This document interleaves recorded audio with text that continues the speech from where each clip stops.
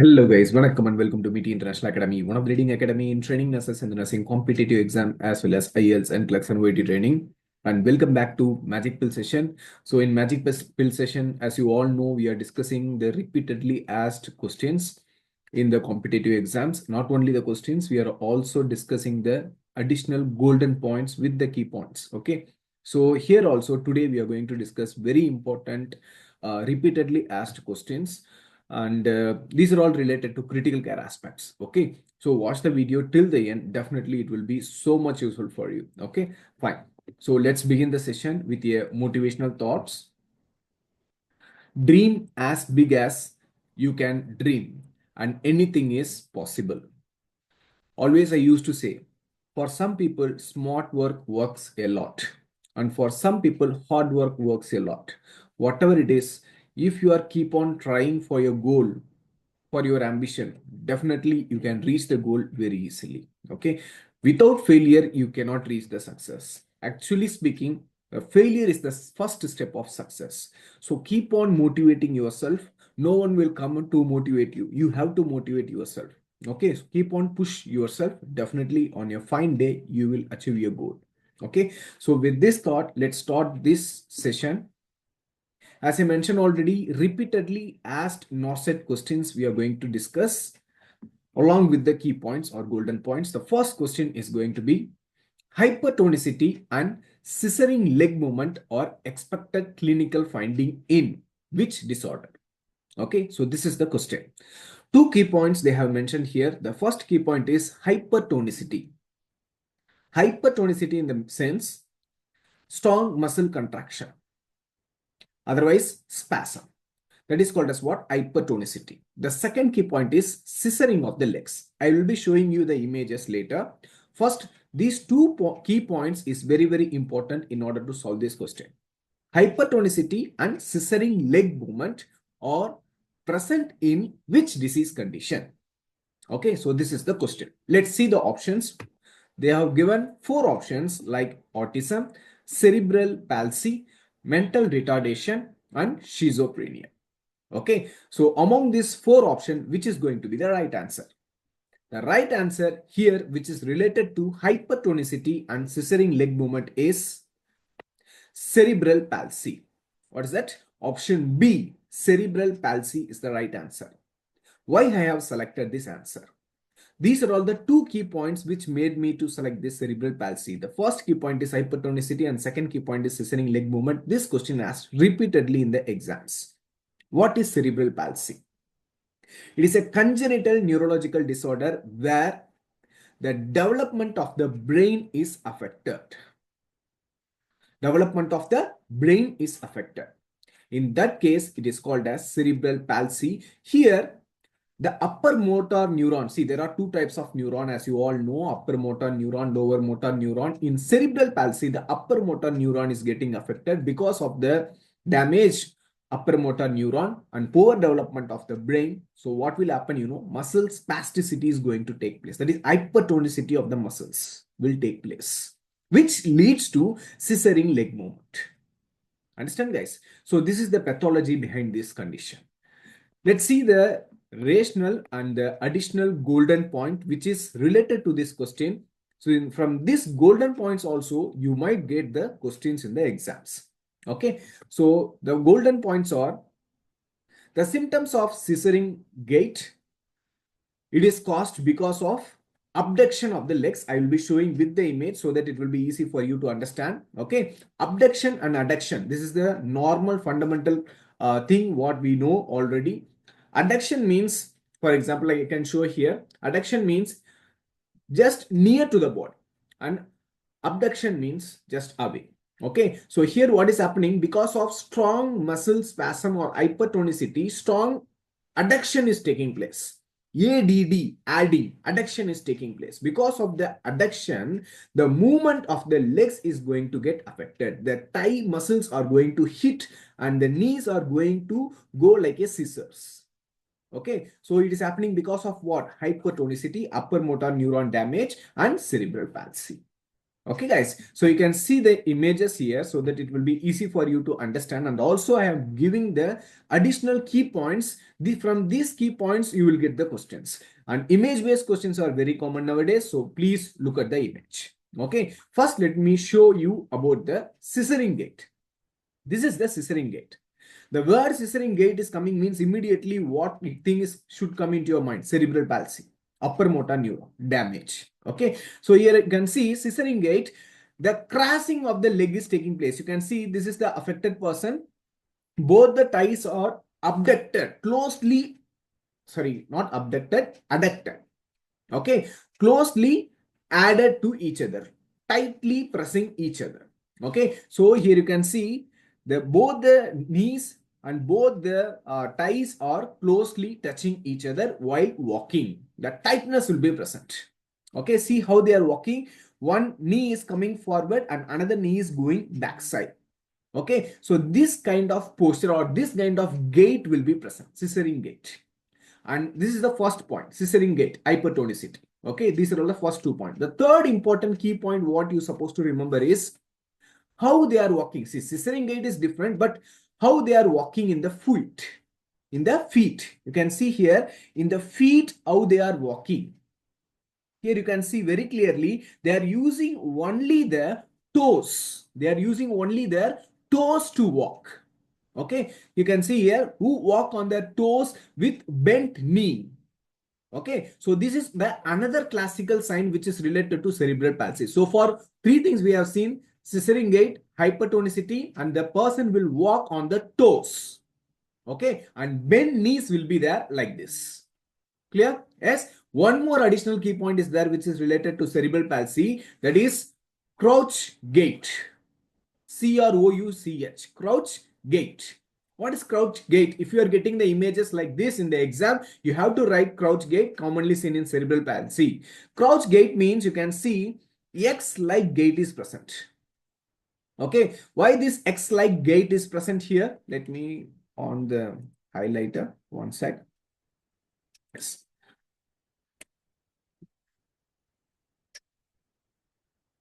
One second. Yes, laser point. See, here you can see this is the X-shaped knees which is present. The thighs are touching each other and the knees is hitting each other and the distant part of the leg is away. Okay, so this is called as what? Crouch gait. If you are getting the image based question like this, you have to write immediately crouch gait. Okay, and one more classical things what you supposed to note in the crouch gait is the first thing is this one. X-shaped gait will be there. Apart from that, the hip is going to be flexed. Second, knee flexion will be there. Third, ankle dorsiflexion will be there. See, this is the ankle. This is the ankle, right? So the dorsiflexion of the ankle will be there. So these are all the 3 points you're supposed to remember in the crouch gait. Okay, what are all the 3 points? Hip flexion, knee flexion, ankle dorsiflexion. Okay, so these are all the important points which is related to cerebral palsy. Hypertonicity, crouch gait, scissoring gait, and one more additional point, the person will walk on the toes with the bent knee. Okay, so these are all the points you're supposed to remember. Let's go to the next question. Exaggerated convexity in the thoracic region. Exaggerated convexity. It is a direct question and the key point what you're supposed to note here is these 2 words. Exaggerated convexity. What is that exaggerated convexity? See, let's see the options so that you will get some ideas. Kyphosis, lordosis, myelitis, scoliosis. 4 options they have given here. Among this, which type of disorder is connected with exaggerated convexity? This is the question. Fine, guys. So here you can see, first you should know what is exaggerated convexity, then only you can relate with the option. Okay. Here you can see the second image and third image, you can see very clearly. In the second image, it is the classical manifestation of lordosis. Here what is happening, you know, the concavity of the body will be there. Okay, concavity means bending forward. Okay, in which part is bending forward? The cervical region and the lumbar region is bending forward. Okay, the cervical region and the lumbar region, it is bending forward Okay, so this is the classical manifestation of the lordosis. But here in question, what they are asking, exaggerated convex.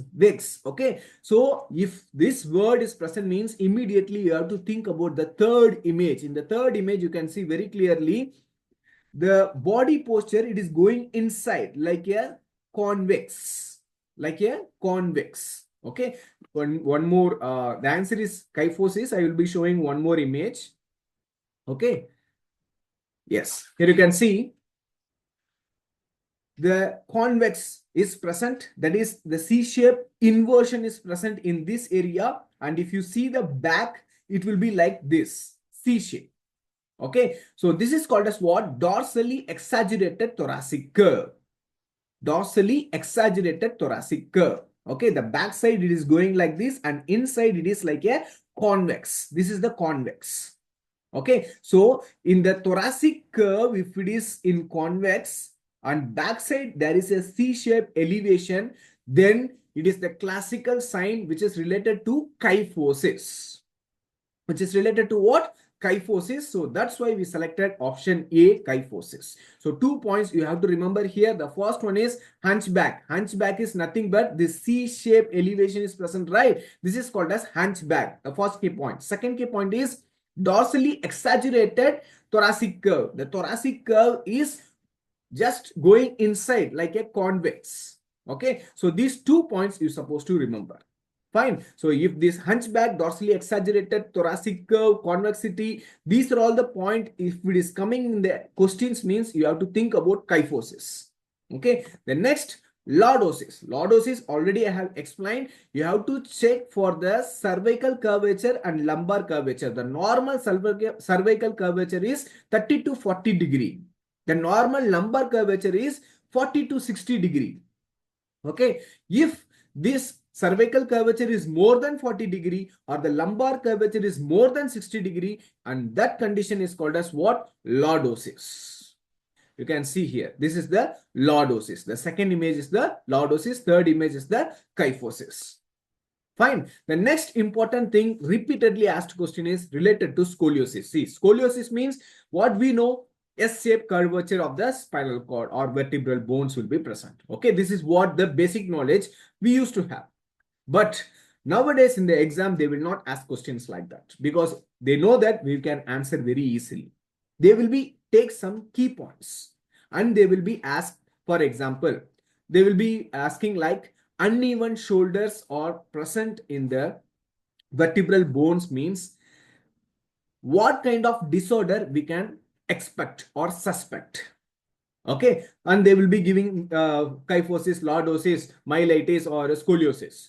Okay, the only key point which will make you to select the answer is uneven shoulder, which is related to scoliosis. Okay, so always you should know the key points. Okay, so now let's see the key point which is related to scoliosis. So these are all the points. One by one I will go. Please listen carefully. The point which is related to scoliosis is the first one is uneven shoulders. You can see, make the client to stand, you can see the uneven shoulders.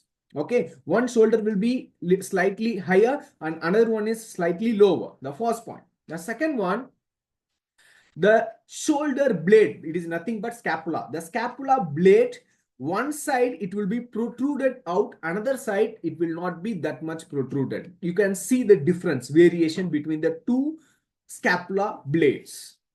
Okay, this is the second key point. The third key point is make the patient to bend down. If you make the patient to bend down, you can see this curvature. You can see the curvature, right? A slight bending like curvature is present, right? So this curvature will be present. Third key point. Okay, so here uneven balancing of the truncal body weight. This is called as trunk. The body weight is bearing unevenly because of S-shaped scoliosis. So the patient will be having what? Back pain. And if you take the rib cage, if they are asking something related to rib cage, which is associated with scoliosis, means one side the rib cage will be prominently seen. You can see this side the rib cage will be prominently seen, whereas another side you cannot see the rib cage. The last very important point is you can see the hip bone. the hip are higher on one side and lower in the another side. Make the patient to stand straight, but still you can see one side the hip bone will be elevated, another side the hip bone will be down. Okay, so nearly 6 key points are there. I have explained to you, which is related to scoliosis. So here, scoliosis key points, lordosis key points, and kyphosis key points I have explained. And one more is myelitis, inflammation of the spinal cord. That is called as what? Myelitis. That is also there in the option.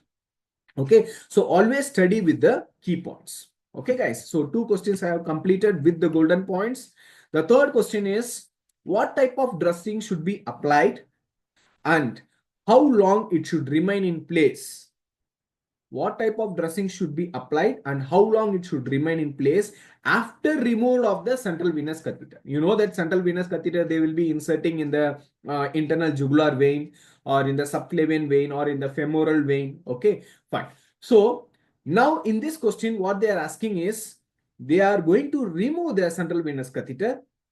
After removing, what type of dressing you have to do in the site of the CVP removed. CVP you have removed, right? In that site, what type of dressing you are going to apply? Second thing, what they are asking is, how long the dressing should be there in that particular site. What type of dressing and how long the dressing should be there in that removal site. These 2 points they have asked. Okay, after removing CVP line. So these 2 points will make you to think about the dressing and the time period. What type of dressing, how long it should be there in that particular point. Okay, so here they have given 4 options, like apply an occlusive dressing. It should be removed after 24 hours. First, you should know what is occlusive dressing. Occlusive dressing means it is a airtight, watertight dressing. It means the occlusive dressing will not allow the air or water or moist to enter inside the area. Okay, so it is totally airtight. You know about the airtight container, right? The same way the dressing is also airtight, moisture free. Okay, it will not allow the moisture to enter inside. Fine. So that is called as what? Occlusive dressing. So 4 options they have given here. One is occlusive dressing. Otherwise, the second option is leave open to air once the bleeding has stopped. Third one, apply a gauze dressing which should be left in the place for 72 hours. The last point is apply a occlusive dressing. It should be left in the place for 72 hours. 4 options they have given here. They have given the type of dressing as well as the hours. So now we have to decide, after removing the CVP, what type of dressing and how long it should be there. And here the right answer is going to be option D, that is apply an occlusive dressing. It should left in the place for 72 hours. Option D is the right answer. Apply an occlusive dressing. It should left in the place for how many hours? 72 hours. Clear, guys? So option D is the right one. Okay, let's see additional important rational and golden points which is related to CVP. I'm going to discuss all the golden points. Whatever I'm going to discuss now, you know, they have asked questions related to that golden point.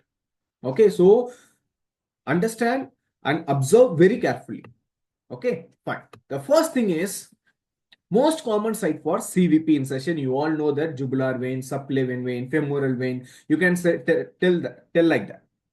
But if in the question, if they are giving all these 3 options, the question is, which is the most preferable site for inserting the CVP line? And they are giving the options like jugular vein, subclavian vein, femoral vein.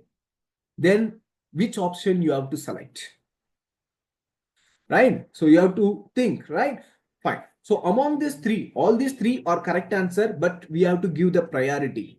So which is the first preferable vein they have selecting? They are going to select the internal jugular vein. Internal jugular vein. Right side or left side? Right side internal jugular vein is the first preferable vein. Okay, first point is over. Suppose right side internal jugular vein option is not there, then the second preference we can give to subclavian vein. Which subclavian vein? Left side subclavian vein. Because you know the right internal jugular vein or left subclavian vein, these branches of veins are directly going and connecting with the right atrium. Means towards the superior vena cava connecting in the right atrium. Fine. That's why we are giving preferable priority to right internal jugular vein and left subclavian vein. Okay. If you take femoral vein, right femoral vein, left femoral vein, doesn't matter. Okay. But jugular vein and subclavian vein, we have to select the area, right side or left side. Okay, guys. Fine. So now hope everyone understand the three side for inserting the CVP line, and most preferable one is right internal jugular vein or left subclavian vein. The second important golden point is while removing the CVP line, this is related to the question. While removing the CVP line, ask the patient to take a deep breath and hold the breath. The patient has to hold the breath like a Valsalva manual. Okay. So why we need to do this? If the patient is doing this, then only we can prevent the air embolism. What we can prevent? We can prevent the air embolism. Very important complication of CVP. Central venous pressure, even while inserting the central venous pressure or during removing the central venous CVP line, not central venous pressure, while inserting the central venous pressure line or while removing the central venous line, there is a chance for getting what? Air embolism. Very common complication. Fine. The next important point what we are going to discuss is very important one. This question already asked in the recent NORCET examination. Common preventable complication while inserting the CVP line. Common preventable complication. Underline the key point. Preventable complication while inserting the CVP line in the central line. Okay, fine. So here the right answer is central line infection. Common preventable complication of CVP line is central line infection. In short, we can say it as CLUB-C. What is the full form of CLUB-C? Central line associated bloodstream infection is a common but preventable complication. Understand the key point? Common but preventable complication is CLUB-C. Okay, fine. The next important point what you're supposed to know is late complication of CVP. Early complication, late complication of the CVP line. Okay, the late complication of the CVP line is CLUB-C. Again, what is that? CLUB-C. That is central line associated bloodstream infection. Okay, whereas early complication in the exam, they are asking early complication of the central venous line is air embolism, pneumothorax, hemothorax, hematoma. One more point is there, hematoma. These are all the early complication of CVP line. Okay, for example, in the exam, all these four options are there, sir. What I should do? First priority you're supposed to give to air embolism. Okay, early complication, the first early complication what you can expect is air embolism. Followed by that pneumothorax, hemothorax, hematoma might be there, but the first priority should be air embolism. Clear? Fine. So these are all the things which is related to what? CVP line. Next question, it is also related to CVP line. How frequently the CVP line gauze dressing to be changed? Direct question. Understand the question properly. How frequently CVP line gauze dressing? See, two types of dressing we can make for the CVP line. You can see I have given the images also. This is the gauze dressing which is done in the subclavian vein, and this is the CVP line inserted in the jugular vein. Okay, this is the tegaderm dressing, transparent tegaderm dressing. This is the gauze dressing, and the question is related to the gauze dressing, not related to the tegaderm dressing. The question is related to the gauze dressing. How frequently CVP line gauze dressing to be changed? Every day, every second day, every third day, and every fourth day. Sometimes they will be giving in hours, 24 hours, 42 hours, sorry, 48 hours, 72 hours. If they are asking in hours, you have to answer accordingly. Okay, now they are asking in days. So let's see which is the right answer. And the main thing you're supposed to remember is gauze dressing, how frequently they are changing. Gauze dressing. They are not asking about the tegaderm. Okay, fine. So here the right answer is going to be option B. Every second day we need to change the gauze dressing. They're asking in hours, every 48 hours we have to change the gauze dressing. You can ask me one question, sir. Suppose if it is soiled, what we supposed to do? If it become wet, if it strain, blood strain, if it becomes soiled, what you supposed to do? We have to wait till 48 hours or we can change immediately. You have to change immediately. If it is soiled, the thing is totally different. If it is dry, then you can wait for 48 hours. If it is soiled, anytime if it is soiled means you have to change it immediately. Okay, fine. You can see here, CVP line dressing should be done with 2% chlorhexidine gluconate. The first important point, this question already asked in the exams. Okay, always the CVP line dressing should be done with 2% CHG, that is chlorhexidine gluconate. Okay, the second thing is what is the duration? Is every second day we have to change the gauze dressing. Otherwise, if they are asking in hours, means 48 hours. Suppose if it is soiled, means anytime we can change. The last point, in case if they are done the tegaderm dressing instead of gauze dressing, they have gone to tegaderm dressing. What is the time duration? Gauze dressing 48 hours. What about tegaderm dressing?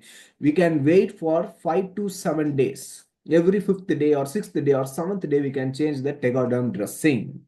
If they are asking if it is soiled, then immediately we have to change the tegaderm dressing. Okay, tegaderm dressing 5 to 7 days we have to wait, and gauze dressing every 48 hours or every 2 days we have to wait, and then we can change the dressing. Okay, hope you understand this one. Next, go to the next question. A special needle, the name of the needle they have given here, Huber needle, Huber, Huber needle is needed to access. A special needle, that is Huber needle, is needed to access. What they are asking, the purpose of the Huber needle. Okay, fine. So let's see, the Huber needle is used to access the, it is also related to catheter only, central venous line or peripherally inserted central line. So like that only. Okay, the first option is PICC line, triple lumen catheter, Quinton catheter, implanted port. Among these 4 options, where you will use the Huber needle? Where you will use the Huber needle? Okay, PICC line, triple lumen catheter, Quinton catheter, implanted port. Where you will use Huber needle among these 4 options? This is the question, and here the right answer is going to be option D, that is implanted port. We have to use the Huber needle. Implanted port. Fine. So what is implanted port? What is Huber needle? You should know these 2 things, otherwise you cannot answer this question, right? Fine. So what is implanted port? First, we should know that. See guys, implanted port mostly used for the patient who is undergoing chemotherapy. I will be showing the images and I will explain detailedly with the image. Don't worry, because image-based questions are very common. I have given the just brief meaning about the implanted port. Implanted port, it is also like a central line catheter only. It is like a central line catheter. There are some other names for the implanted port like Portacath or Mediport. Okay, these are all the commercial name, but mostly we used to say it as a implanted port. Okay, the main purpose of the implanted port is for administering the chemotherapy medications. Okay, usually, the chemotherapy medication frequently taken by a patient means the blood vessels will get very small. It will be very harder to access the veins. In order to avoid that complication, implanted ports are used for the cancer patients. Okay, for administering the chemotherapy drugs. Even sometimes the purpose may vary. The withdrawing of sampling might be there, because the implanted port, it is connected to the vein, and also it will reach the right atrium. Okay, fine. So the main purpose is administering chemotherapy drugs or other medications, and also for withdrawing the blood. That is the main purpose of implanted port. It will be there for a long period of time. In case of short period of time, what is the option, sir? Implanted port, as you said, it is used for a long period of time. Is there any port for short period of time? Obviously, it is there. That is called as what? PICC catheter. PICT, peripherally inserted central line catheter. Fine. So this is usually this catheter, the purpose is almost same like the implanted port. The purpose is for administering chemotherapy drugs and for administering the medication, and even for withdrawing the blood sample, we can use these PICC catheters.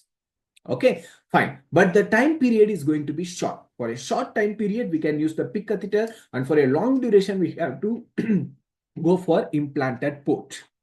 Okay, the next key point, what you're supposed to remember is, what is the site? Which vein has to be selected for the PICC catheter? Very important question. Okay, all the points what I'm discussing is from the previously asked questions. Golden points also from the previously asked questions. Okay. The PIC catheter, in which vein they will be inserting the PIC catheter? Basalic vein, cephalic vein, or brachial vein.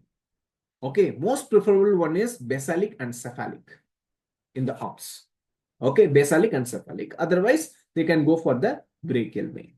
Okay, guys, fine. So these are all the first three key points, very important key points. Next, let's discuss about the implanted port, because that is the answer here. The Huber needle is needed to access the implanted port. Option D is the right one. So what is implanted port? I said the purpose, but I didn't show the image. I will be showing the image now. See, guys, this is the implanted port. Okay, so actually this is the implanted port. It is also called a subcutaneous port. Here you can see like a it is like a stethoscope, right? Actually, okay, fine. So this is the port, and here you can see the tubings. It is connected to the vein like this. This is the port, and the tubing, it is connected to the vein, and the tip, it will go and reach the right atrium. Okay, the tip of the port, it will go and reach the right atrium. So this is the subcutaneous port or implanted port. And in this implanted port, they are using the Huber needle. You can see the Huber needle. This is the shape of the Huber needle, guys. Image-based questions, please make a note of it. This is the shape of the Huber needle. This is the bevel. This is the shape of the Huber needle. You can see there is a 90-degree turning in the needle. Curvature in the needle. Okay, fine. So this 90-degree curvature, the purpose is they can easily insert this needle in the subcutaneous port like this. See, you can see this is the Huber needle. They are inserting in the subcutaneous port, and the medication is going into the subcutaneous. Through the subcutaneous port, it is reaching the right atrium. So the main thing is subcutaneous port and Huber needle. The Huber needle is meant to insert in the subcutaneous port for administering the medication. So this is also the Huber needle. You can see very clearly the shape. You can see very clearly this Huber needle, which will be inserted in the subcutaneous port, and they will be injecting the medication. It will go and it will enter inside the body. Clear? Huber needle is related to the implanted port. Implanted port is also called as subcutaneous port. Okay. Look at the images, capture the images. Okay. Fine. The next thing is PIC catheter. As I mentioned already, implanted port is used for a long period of time, and PIC catheter for short duration, we can go with the PIC catheter. PIC catheter, the full form is very important. As I mentioned already, peripherally inserted central catheter. Peripherally inserted central catheter. Why it is called as central catheter? Even though we are inserting peripherally, it is going and reaching the right atrium. That's why it is called as peripherally inserted central catheter. The best preferable site is basalic and cephalic vein, also brachial vein. Can see here. This is the arms. They are selecting the basalic vein, and they are inserting the PIC catheter, and the tip of the PIC catheter is going near to the superior vena cava, and it is reaching the right atrium. Okay, whatever the medication you are administering, it will directly go into the right atrium. Even for withdrawing the samples, we can use one port. One port for withdrawing the sample, another port we can use for what? Administering the medications. Clear with the PIC catheter? Next, once again, we can come back to the central line, CVP line. You can see here, this is the CVP line. This is the CVP line. Why I have added the CVP line here? The color coding in the CVP line is very, very important. Actually, it is a three-way catheter. Okay. So, three-way central venous line or central venous catheter line. Okay. So, three-way I have mentioned. So, three opening will be there in the central line. Okay. So, the color coding is given in the three openings. White color, brown color, and blue color. So these are all the three colors they have given in the central catheter. Okay. So what is the purpose of the white, brown, and blue color? Before that, you should know this white color where it will open. This brown color where the opening is present. The blue color opening is present in which part of the point. Okay, you can see here the white.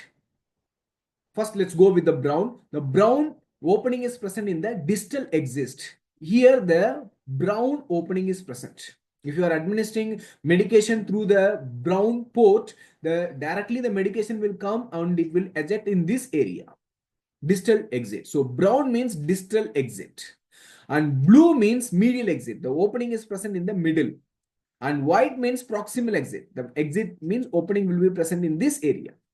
Okay, so these are all the important key points, guys. Brown, blue, and white. White proximal exit, blue medial exit, and brown distal exit. This color coding and opening means exit is very, very important. Please make a note of it. Okay, let's see the purpose of these three: white, brown, and blue. The white color is mainly used for administering the TPN, transparental nutrition. White color is for transparental nutrition. Clear? The next one is brown. Brown, can be used for blood transfusion. Okay, brown for blood transfusion, and the blue for intravenous fluids, IV fluids. Okay, for fluids, blue, and for brown, blood transfusion, and the white for TP.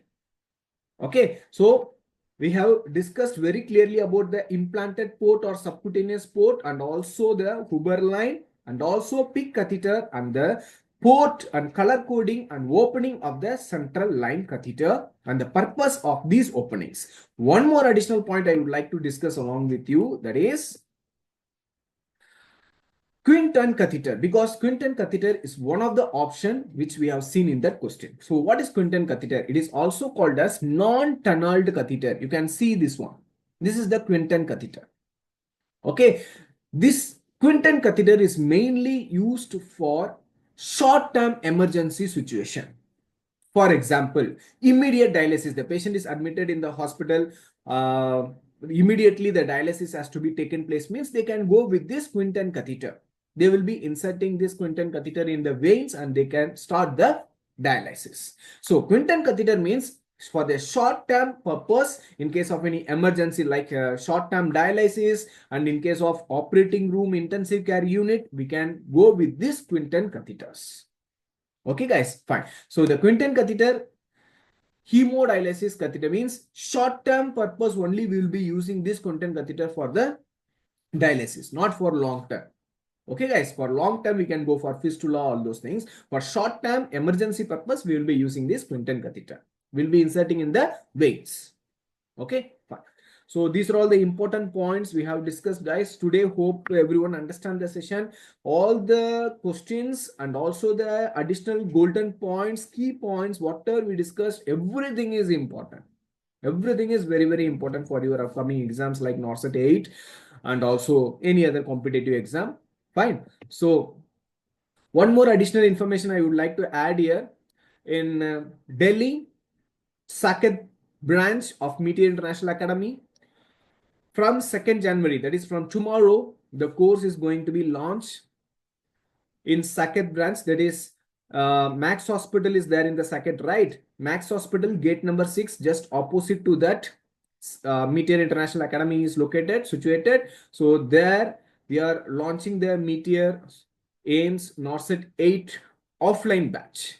Okay. So from Jan 2nd, it is going to be start. The time duration, it will start from 2 p.m. to 7 p.m. Okay. Those who want to get admission, so please contact the number which is given here. Okay. So that we will means do the necessary things for you as early as possible. Not only that, not only offline batch, even we are starting with the online batch. The online batch demo session is going to be start from Jan 3. Okay, Jan 3, 4, 5 for these 3 days. Demo session will be there for online Saket branch. Okay, fine. So the main target is NORCET 8 and RRB nursing. We are focusing. This is a online evening batch. The recorded session will be available to the students, and also the Metier app access will be there. Even if you miss the class, you can see the recorded sessions through the app, Metier app. Okay, all these facilities will be there, and the time for these classes are 4 p.m. to 7 p.m. First, attend the demo session. The demo session is starting from 3rd of January. And it will continue up to 5th January. And the classes will start, the regular classes will start from 6th January. Not only this, even in Tamil Nadu, we are launching the course in Pondicherry. That is the course the last day to enroll the course is 10th January. So prior to that, please join the session and utilize the opportunity. Main thing what we are focusing is RRB, JIGMER and upcoming NORCET 8 examinations. Okay, guys, fine.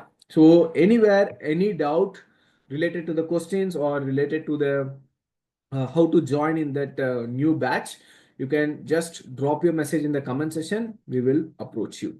Okay, please drop your phone number also so that it will be easy for us to contact you. Okay, guys, thank you very much and all the best for your upcoming examination.